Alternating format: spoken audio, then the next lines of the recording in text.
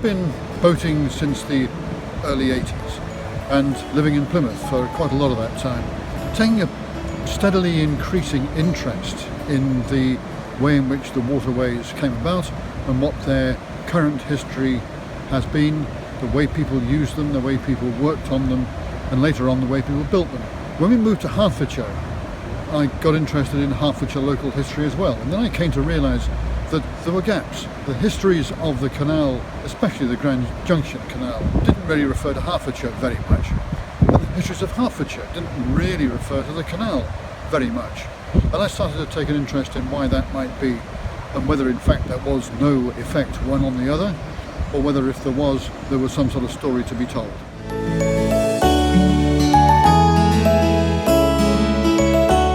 Promoting a successful canal, the first thing you had to do was make sure that there was proper industrial traffic to be carried on it. Then you had to make sure that the terrain through which you wanted to carry the canal was viable. Some of the canals ended up being cut through really forbidding, difficult landscapes. If you selected your landscape wrong, then you were going to incur a very large bill, for example for tunnelling, for the building of enormous embankments. And some of those requirements made it impossible to generate a proper commercial return to return the investment. You then had to make sure that there was a long-standing centre of population at both ends. The Grand Junction met all those conditions. It was to connect the industrial Midlands and North to London. So provided they could actually find the money to build it, its commercial success was reasonably assured.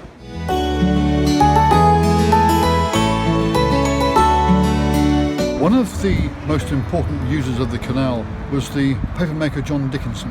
The canal had been already in existence and working for about 10 years before he came to Apsley Mill just at Hemel Hempstead, and then a couple of years later, he took Nash Mill just nearby.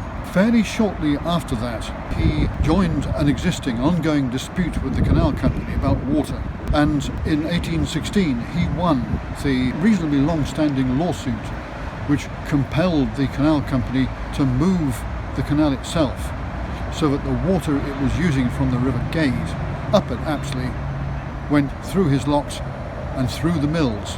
That was completed by 1818, and the effect on Dickinson's business was very strong. He was able to use the canal almost effortlessly for shifting his product from initially his Apsley and Nash mills, and then later on his other mills that he then built, into London to his main premises. And in the middle of all that, he had come here to Batchworth. Batchworth Mill had been a long-standing mill, cotton mill, water mill. It had been a corn mill as well. There was a corn mill integrated into the premises. He quickly developed it, and it became quite an important facility, not for making paper, but for making paper pulp from the rags that were brought up from London here to Batchworth, ground up into pulp, and then shifted by canal up to his other mills where he was making paper products of various sorts. Part of the problem that he had at Batchworth was yet another dispute over water with the canal company, and that was resolved by a number of measures which included making sure that the canal lockage did not take more water than was absolutely required, because that lockage of water came out of the water wheel, slowed the workings of it, and messed up the manufacture of the pulp. Dickinson, of course, was a past master at having that negotiation with the canal company. He didn't win every dispute, but he won most of them. And of course, all this time, he was also a tenant of the canal company which owned the mill, and which was paying for quite a lot of the modifications that he was making to it. So he was a very interesting businessman, but he used the canal brilliantly well to develop and then sustain his business, and he continued to be a major user of the canal, or his successors were major users of the canal long after his death, until 1970.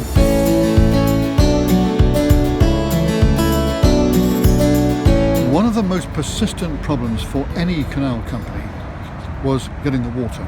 The canal engineers were always looking for opportunities to take water. Many of the canal acts permitted water to be taken from local rivers, although they almost always required the canal company to make provision to get the water back into the river for the use of the millers. A water mill, of course, was a really, really important local resource. It was a local business, and it was necessary for the farmers, particularly the arable farmers in areas like this, to be able to grind their grain into flour. Right from the start it was recognised that the supply of water to the Grand Junction Company was going to be a real problem, especially here in Hertfordshire, up on the Tring summit. The Canal Company adopted quite a lot of different mechanisms for dealing with these. Quite often they've simply bought the mill. The 7th and 8th purchases ever made by the Grand Junction Company were of watermills just up near Tring. The biggest problem of all was the dispute with Dickinson's, the watermiller at Apsley, but there were plenty of others. Another was with the corn miller Thomas Tuvey at King's Langley. And that was a dispute which went on for years and years until finally the Canal Company bought the mill from Tuvey in 1849. There were also disputes with the cotton millers who were here at Batchworth before Foudrinier and Dickinson. John and Joseph Strutt had a splendid set of disputes with the Canal Company over the fact that the canal cutting interfered with the flow of the river through the mills. The Canal Company had to resort to litigation to defend other interests of its own, but usually when the water was in dispute they were the victims of the litigation, and quite often they came under quite serious pressure from the courts to make sure that watermillers were compensated. For example, the Duke of Northumberland, who had enormous clout and owned the watermills and the rights to the water on the River Colne below Uxbridge, his threat of litigation caused the Canal Company to build the reservoirs at Ruislip and Aldenham to compensate his river for the water which the Canal Company was taking. So providing itself with that water supply was really an expensive undertaking for the Canal Company, but it was absolutely essential, because if you don't put water into the canal, quite quickly you end up with no canal.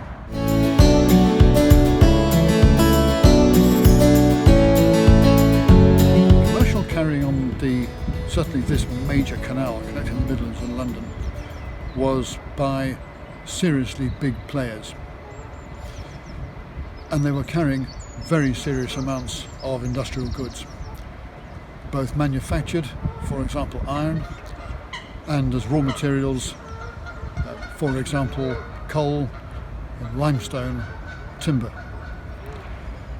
An example of the sort of business that was going on was the carrying concern of Thomas Bache of Coventry, who in 1805, after the canal was opened for boats throughout, made an offer to the Grand Junction Company that he would shift 5,000 tonnes a year of his iron haulage from the Midlands, previously going by road and river to Hull and then by sea to London. He would shift all that to the canal under particular terms that he suggested. The Canal Company bit his hand off, and so all that iron came onto the canal, and it continued there for years and years. That's just an example of the sort of scale of operation that we were then talking about. Many of the road carriers, Pickfords, Bache, Shipton, Roper and Barnes, many of these operations set up canal carrying concerns in parallel with their road haulage operations and provided integrated services, especially but not only Pickfords. There were plenty of others. So in the first 30, 40 years of the 19th century, some very significant businesses all across the country were using the canals to haul some very significant quantities of both manufactured and pre-manufactured goods. In the 1830s, the threat of the London and Birmingham Railway began to really concern the Grand Junction Company. Even before the railway began to operate in 1837, 1838, the Canal Company were taking really quite stringent measures by reducing their toll to encourage their customers to keep their business on the canal. And they cut their rates several times. It reduced their revenue, but it did have a significant effect in keeping trade on the canal. When the railway began to operate, it took some years before it started to haul serious amounts of industrial goods, but that was in pretty firm development by the early 1840s. This canal, the Grand Junction, was big enough and strong enough with enough trade on it to continue to operate reasonably happily alongside the railway. But it still took an awful lot of what otherwise would have been on the canal. That conflict with the railway interest continued all through the rest of the 19th century. The railways got their act together much more quickly than the canal companies did and established the Railway Clearing House in the late 1840s for coordinated railway carrying.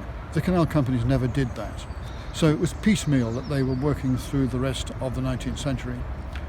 The canals by the beginning of the 20th century were generally in quite serious decline.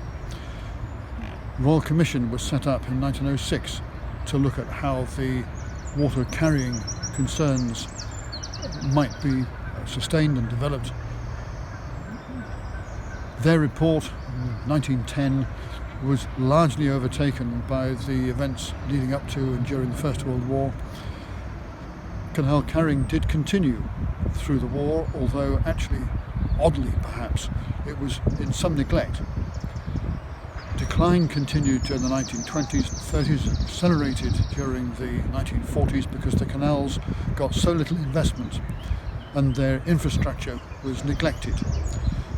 During the 1940s, that decline continued. Nationalisation in 1948 gave some encouragement, but not very much.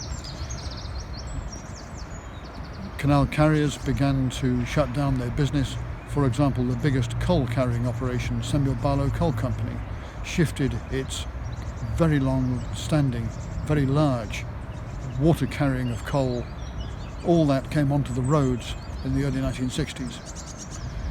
And by the end of the 1960s, the scene was set for what inevitably happened, which was during the late part of 1970, a number of the canal carrying contracts simply came to an end and were not renewed.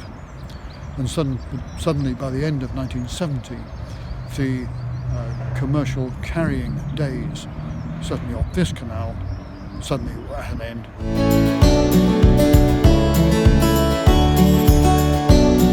The farmers of Hertfordshire, certainly West Hertfordshire, were generally operating in arable farming, producing mainly wheat. There was quite a lot of other agricultural material being produced, but the main interest for the farmers who might have used the canal was in arable farming. They had two interests.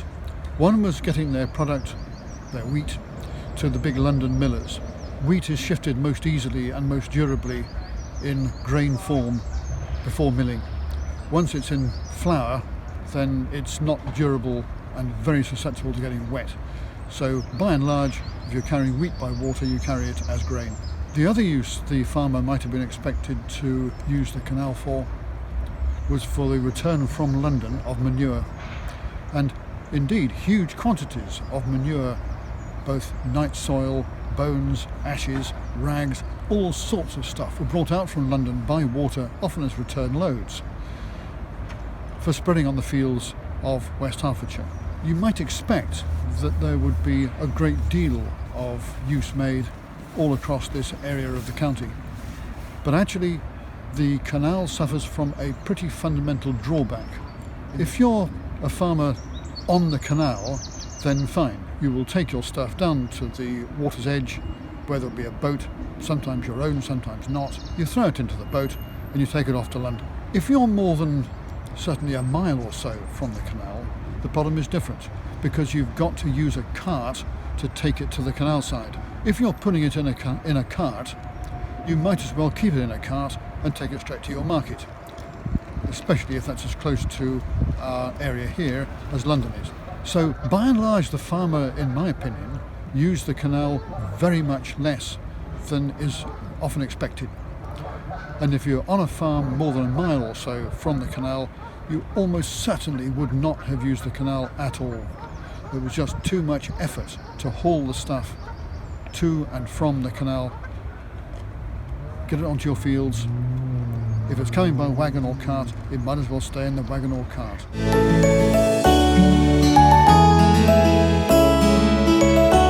So the Grand Junction Canal was never intended to have much effect on places like Hertfordshire. It was heading from the Midlands to London, and nothing was going to be permitted to interfere with that. But it did have some effect, even in those early years. It allowed Dickinson to establish himself as a really major player in international papermaking. It allowed some of the industrial machinery makers, local ones, to be established. It allowed some of the farmers near the canal to improve their crop, and it allowed some variety in local shops and improvements to some local businesses. There were quite a lot of wharfs set up, and where you see a wharf, you know there is business being done. And every town had wharfs. Coal was made much more widely available in this area, and its cost certainly came down. We don't know exactly by how much. But in the end, the effect of the canal on Hertfordshire was limited. Sometimes it's said that it brought the Industrial Revolution to Hertfordshire. Well, it didn't really. But it did enough for us to be confident in saying that the canal through Hertfordshire was by no means just passing through.